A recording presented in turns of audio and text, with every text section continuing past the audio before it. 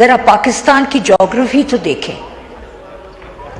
हमारी ज्योग्राफी ये है कि एक तरफ हमारे इंडिया है, दूसरी तरफ अफगानिस्तान है, जो हर वक्त बलूचिस्तान में कुछ ना कुछ करता रहता है।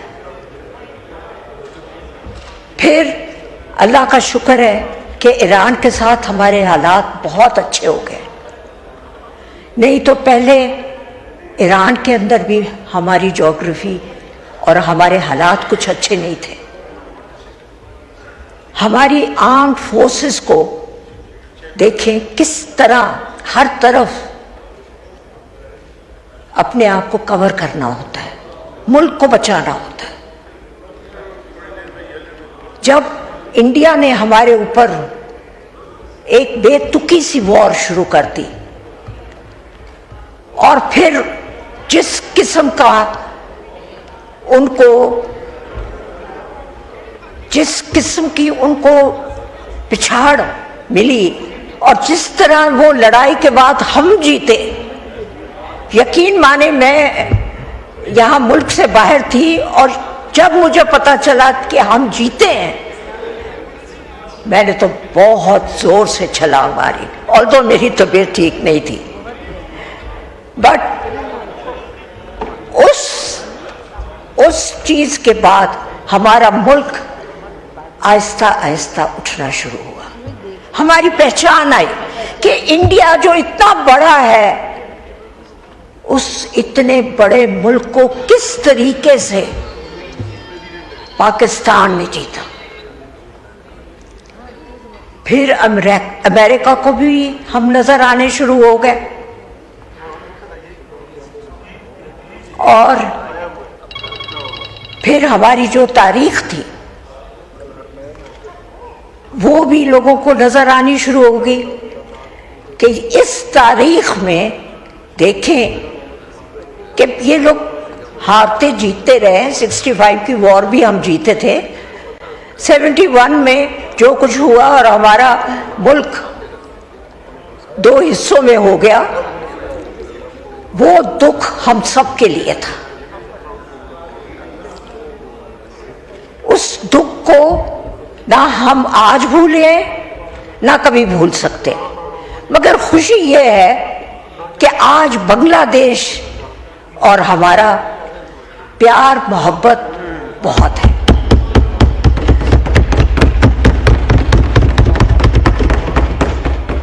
हमने एक और सबक भी सीखा है कि जो हमारा जमहूरियत का तरीकाकार है वो दूसरों से मुख्तलिफ है।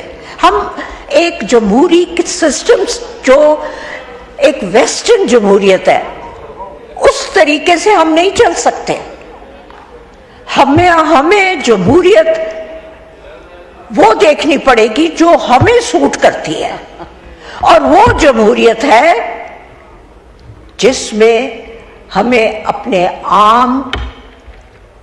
आर्मी को, अपने चीफ ऑफ आर्मी स्टाफ को, हमें अपने पीएम को, दोनों को इकट्ठा लेके चलना पड़ेगा।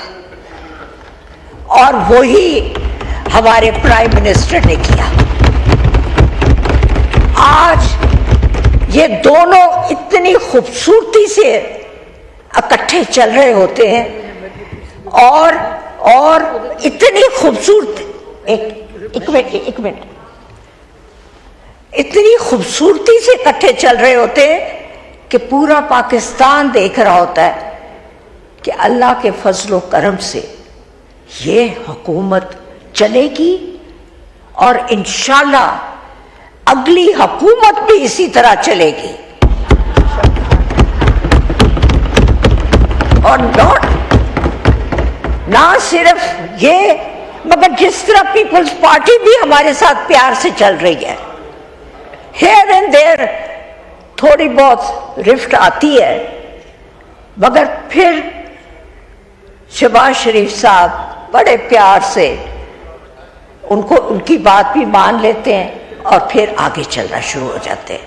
और वो अपने बजट में वो दिखा देते कि कोई बात नहीं, गिलगित बल्किस्तान में कुछ मसला हुआ तो फिर वो चुप करके बात मान गए और आगे चलना शुरू हो गए। इतने बड़े दिल से हमारा प्राइम मिनिस्टर चल रहा है। हमें अपने बजट में भी इसी तरह सारा कुछ करना पड़ा। जो कभी कभी काफी उम्र हो गई है, कभी कभी अपनी बहनों को और अपने भाइयों को थोड़ा सा बताना भी पड़ता है। एहसन इकबाल साहब ने बताया कि ये लोग जेलों में गए, हमें ना भूला करें, हमने भी जेलें काटी हैं।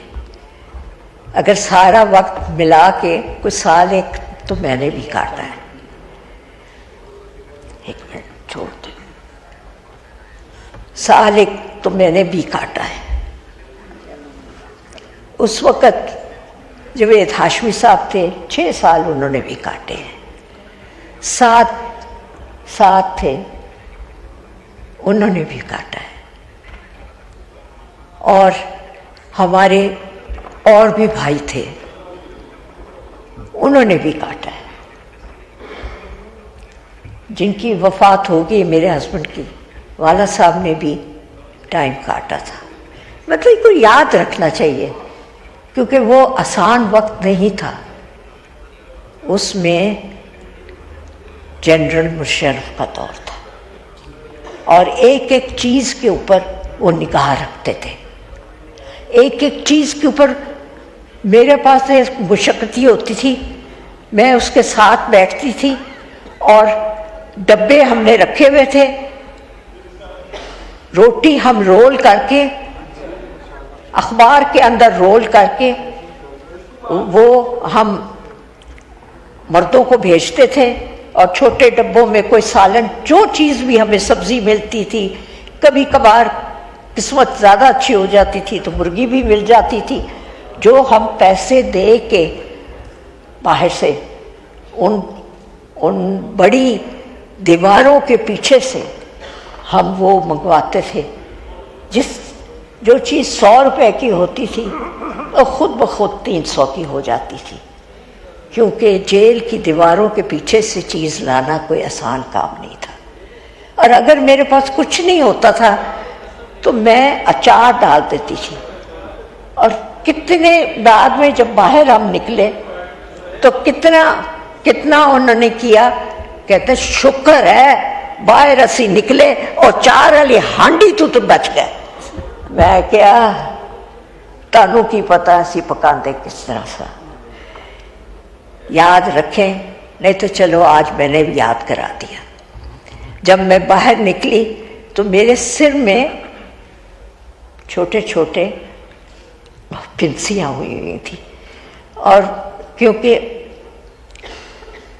वो वक्त कौन सा था, जुलाई 4, जब हम मुझे अंदर पकड़ के और उन लोगों को अंदर पकड़ के डाला। बच्चों को मैंने गायब किया, एक को लंदन भेज दिया, एक को कहीं और भेजा, नजर ना हो मुझे। और बच्चों को पैगाम भेजते थे, आज अब तुम्हें माँ को मिलाते, और माँ को नहीं मिलाते थे। मैंने फिर चिट्ठी लिख के इरफान को भेजी कि चले जाओ यहाँ से, इन्होंने कोई नहीं तुम्हें मिलाना और मैंने तुम लोगों की शक्ल भी नहीं देखनी, चले जाओ।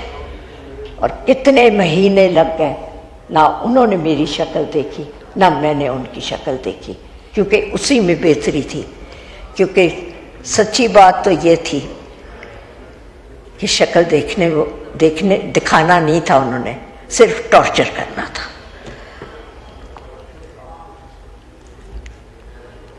एक बात मैं बताऊं कि ये जिस तरह इकट्ठा किया है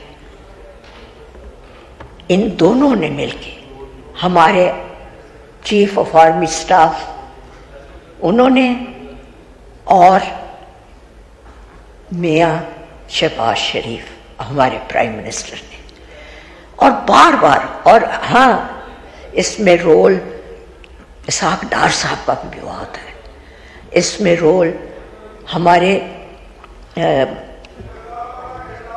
हाँ मोहसिन नकवी आपका टाइम खत्म होने के बाद भी अभी तक आपकी तकरीरें चल रही है, अभी और चलेंगी इंशाल्लाह। है जी, बड़े अफसोस की बात है, बहुत अफसोस की बात है जी। 10 मिनट हो गए, please please just give me 1 or 2 minutes more। बोले बोले। 7.5 years वो पीरियड था जब मैं वाइस प्रेसिडेंट PMLN थी और वाइस प्रेसिडेंट ARD थी। मैंने अपनी पार्टी की बड़ी खिदमत की और यहाँ शुक्र है वो पुराने लोग बैठे हैं जिनके सामने खिदमत की।